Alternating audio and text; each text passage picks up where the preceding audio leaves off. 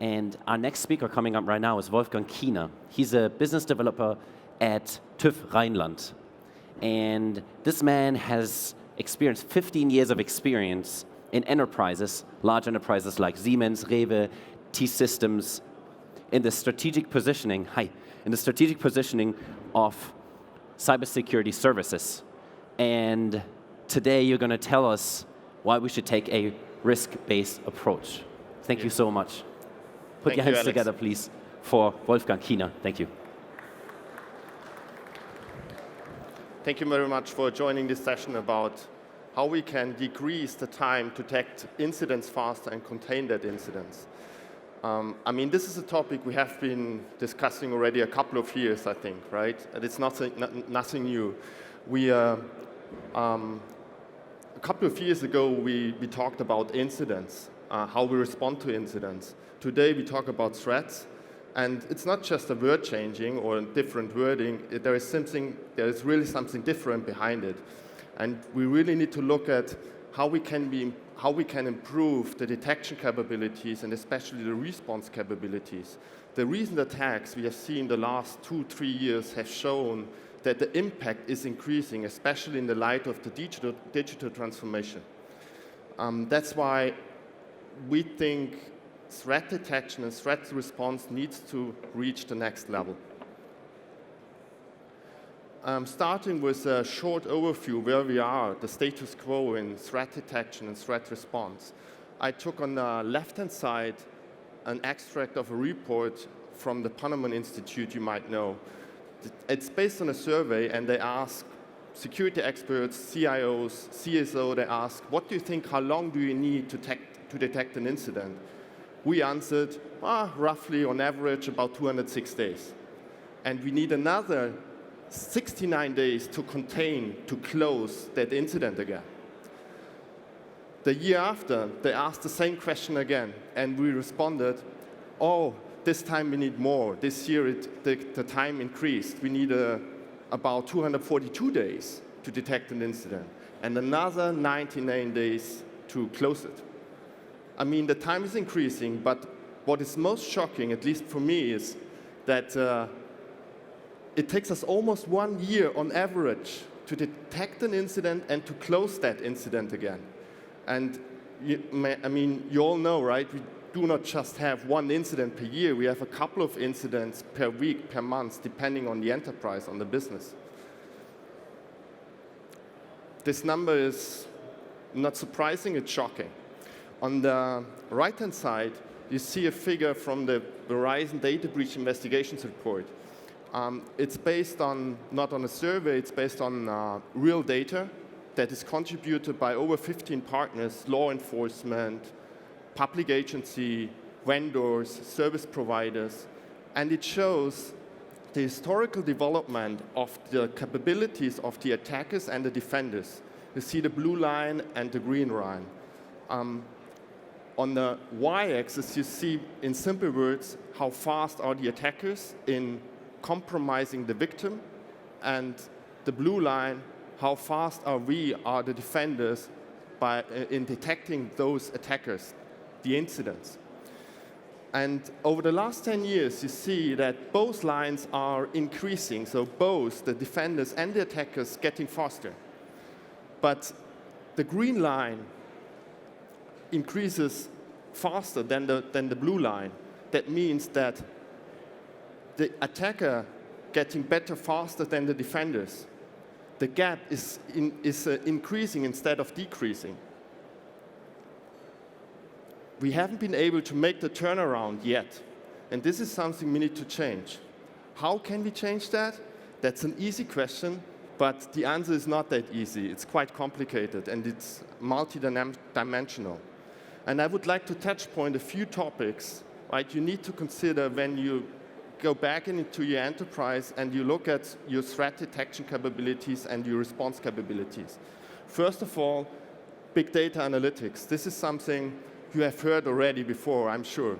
For many, many years, we talk about big data. But I do not mean just applied big data in context of security analytics.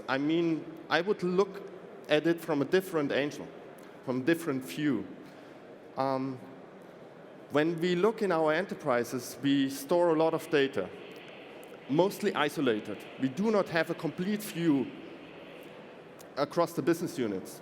Also in operations, IT operations stores data, network operations stores data, security operations stores data, application management stores data, but none of them has a complete overview, and especially for security operations and threat detection, this is very important that we get as much as insights as possible.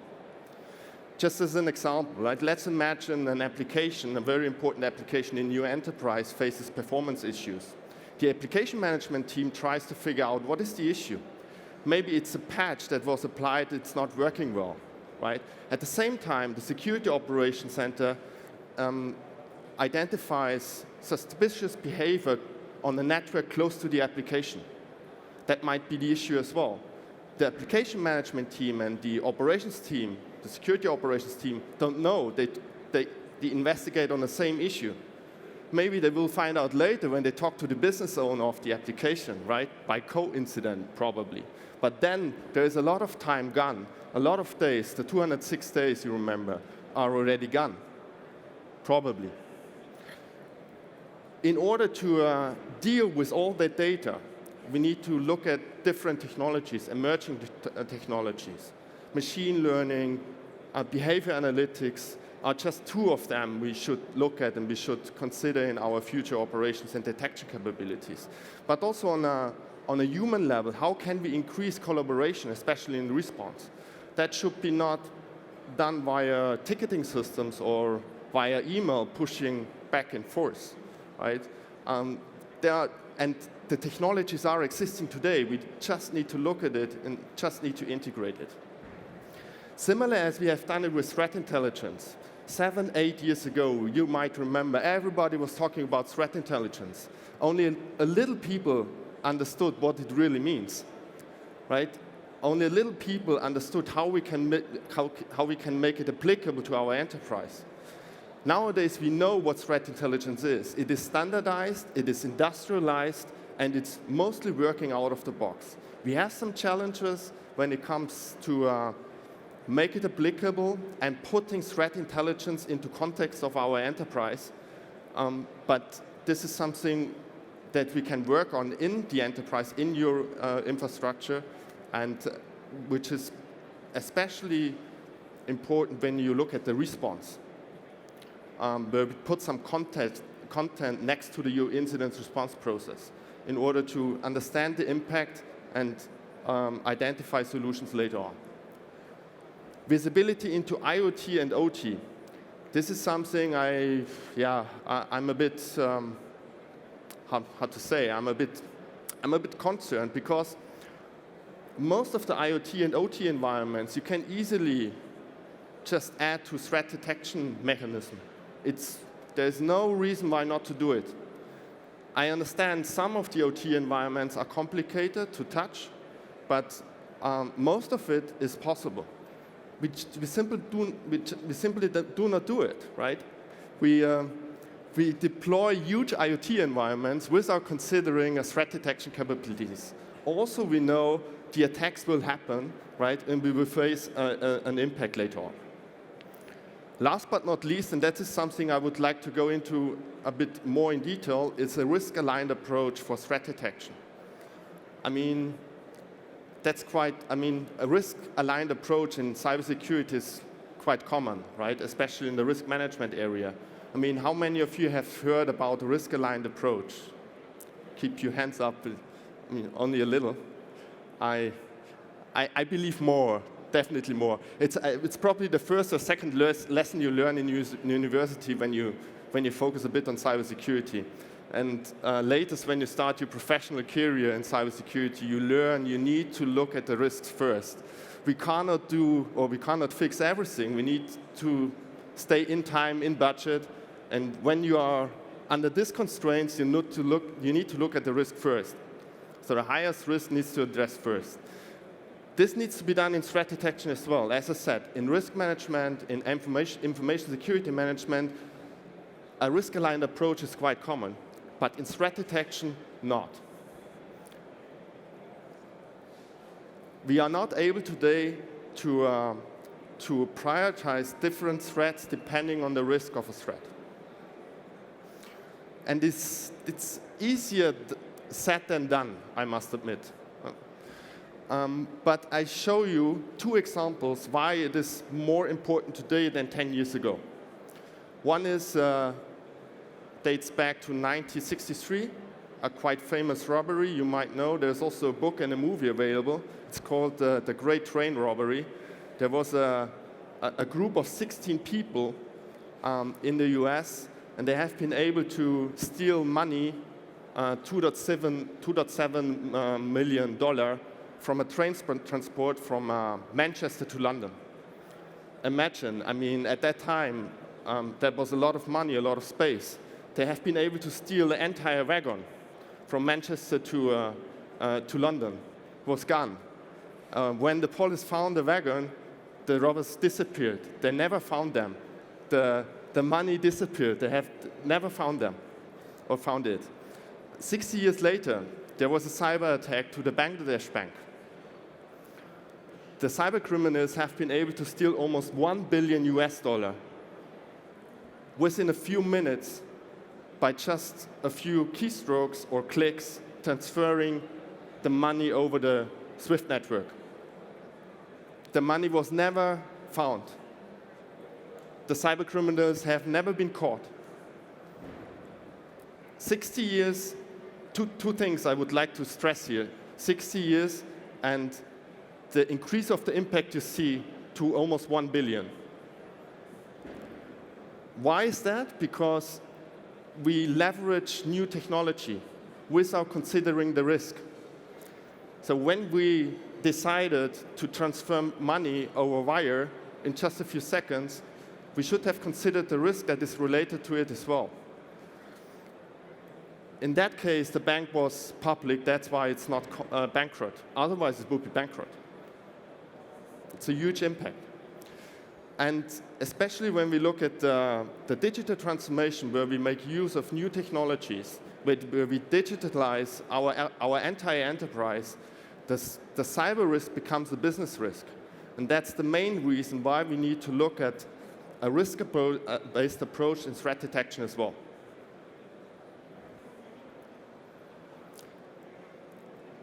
How can we start with that? It depends mostly on the maturity of the enterprise. For example, big finance institutes have already a quite mature and stable risk management. They know their risk, they have a risk register. But many of the attacks happens to smaller companies as well, for example, in manufacturing. And they do not have that kind of risk management ready yet. And how can we start? I mean, just start where you are. That's my advice. Do something, right? Set your achievable targets, objectives, and start and mature over time, step by step. First, what I would do is I would talk to my peers, or I would also maybe hire a third-party advisory, right, who can help me to create an industry-specific risk profile. Right? That's not very difficult. It can be very general. Based on that, I would also define an enterprise-wide risk register. Doesn't need to be complete, just start. Take the most important risk, the top risk that faces your enterprise, and go along with it. Move on to the next step, step 2. Right? Based on the top risks, identify the attack scenarios. That's also not that complicated. There's a lot of information available on the internet, how you do that and what are the different attack scenarios are. Once you have identified the attack scenarios based on your top risks, you can map the threat activities. This is all approaches, methodologies, everything is standardized, well-defined. That's nothing new. I will show you later a couple of sources you can leverage to do that. Once you have identified the threat activities, you move on to develop your security analytics content. Activities are very detailed, so you can really implement that into your analytics platform.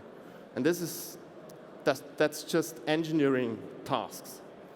Once you have your analytics content, you are able to monitor to investigate and to respond upon on it once a threat gets real. Last but not least, capture the matrix. For a couple of reasons. You need to understand where you are and if you improve or not. Is your analytics content really working? Is it efficient? Is it effective? But you need to also be able to report to your management, right? To the risk management department, information security management department. They need to have instruments, numbers, showing to the board, this is our status, that's where we are, we need improvement, or we have done some improvement and it's working. And this is not one-way communication. It's also, there's also an information flow from the risk management into the security operations center, into the threat detection capabilities.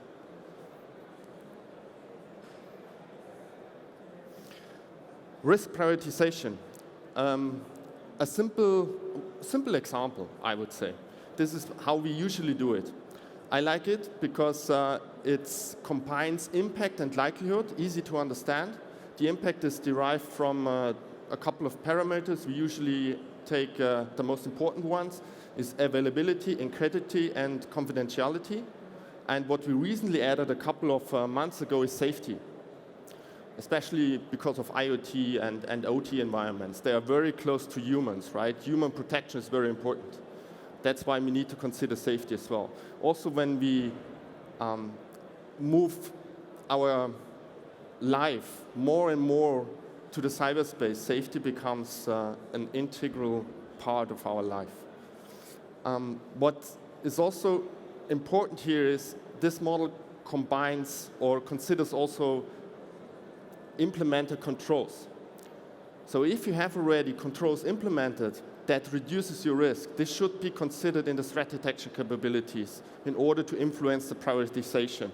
For example, if there is a new botnet exploiting a certain vulnerability you haven't been able to patch for whatever reason, but you have implemented some compensating controls on firewalls or intrusion detection systems, making the likelihood of that exploit smaller, then it will reduce your residual risk at the end, right?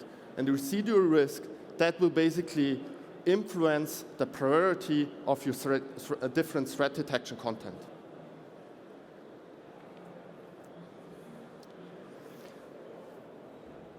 On this slide, you see the mentioned sources.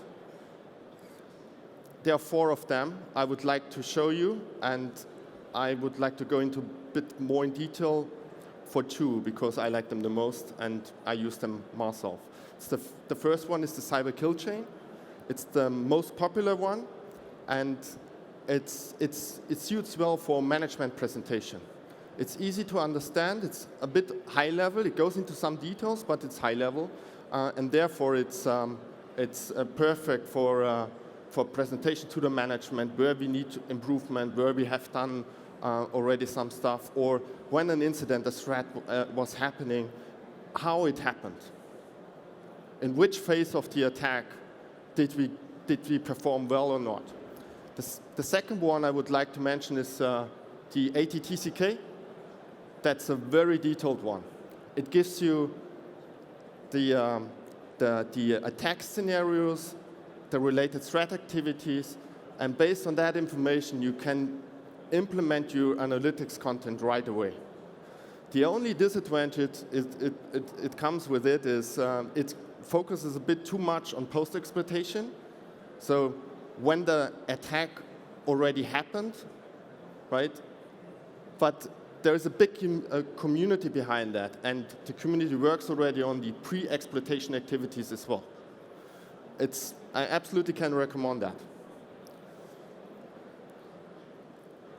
That's an example. There are a lot of tools available. This one was developed by the NSA. There are a couple of other tools. I like this most because it's the most detailed one and the most mature one. It's based on the ATTCK.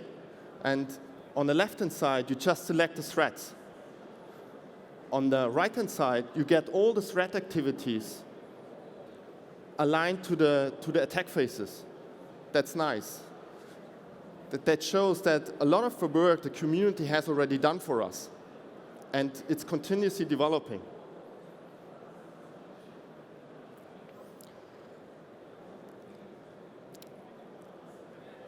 I know engineers and analytics guys do not like that, but I must enforce that we need to have a sort of documentation about our analytics content. There are a couple of reasons for that. First of all, analytics content is created by collaboration. A lot of teams working on it, maybe with the community, right? And I think in order to have, I'm German, I like structure, right? In order to have that a bit organized and structured and well documented also for the people that follow after me, right? You need to have a sort of documentation. That's very important. The second point is you have budget holders, right? They give you budgets for content development. You need to be able to present to your budget holders, to the management, what you have done, why you have done it, and what you would like to achieve with it. The third topic, and that's the most important topic, when an incident happens, with, for example, a huge impact, what happens? You are under pressure. The likelihood that you run into a kind of headless chicken mode under that pressure is there, right? If you have a documented procedure for every analytics content you're developing, what needs to be done when it happens, right? In the right order, who is responsible for what, right? Who needs to give approval for what action, for what compensation action, right? This is very important. That helps you to move faster as part of your response process.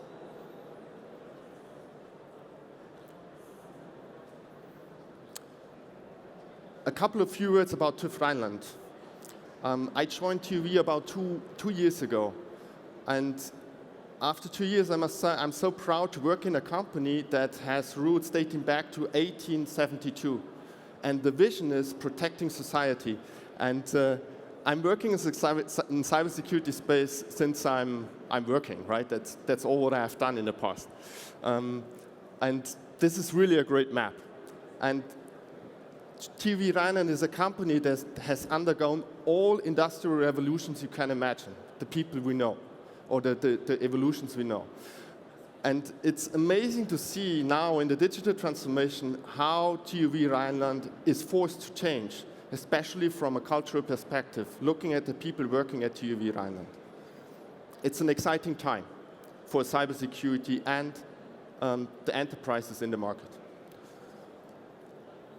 I work in the cybersecurity division. We have about 400 security experts global, and all of them do security. There is no IT or something like that. We have a strong footprint in the US, in Central Europe, and a strategic growing area in APAC. That's all. I hope it was helpful for you. You learned something.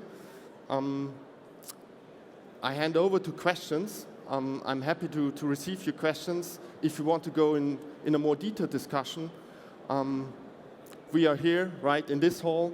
It's the Japan Pavilion on stand 1, 2, 3. I think I'm done. Thank you. Thank you so much. Thank you, Alex. Thank you so much. We have a bunch of questions, I'm sure, if you're ready to answer a few. Yes, of course. And I think we'll have time to take two, maybe 3 questions. I'll just grab this mic here so you guys can fire away. Anybody with questions? This is your chance.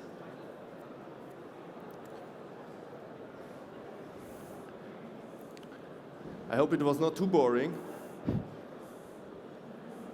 It's definitely a deep dive.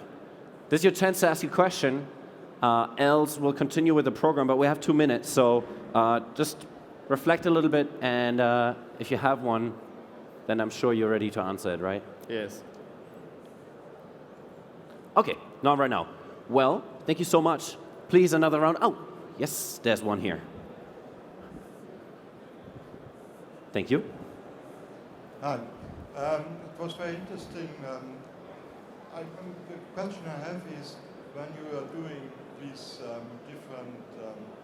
approaches you presented, how much do you think you can reduce the 240 days to which days?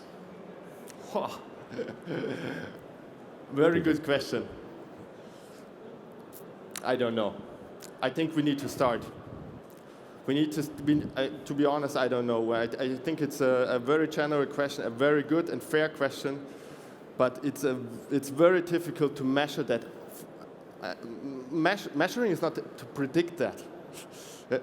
And it depends also maybe on the enterprise, right? Because the 206 days is a quite general number across a diverse audience, right? And for example, a finance institute might be able to detect faster, or a critical infrastructure might be able to detect faster, where other companies, not so critical companies, take longer.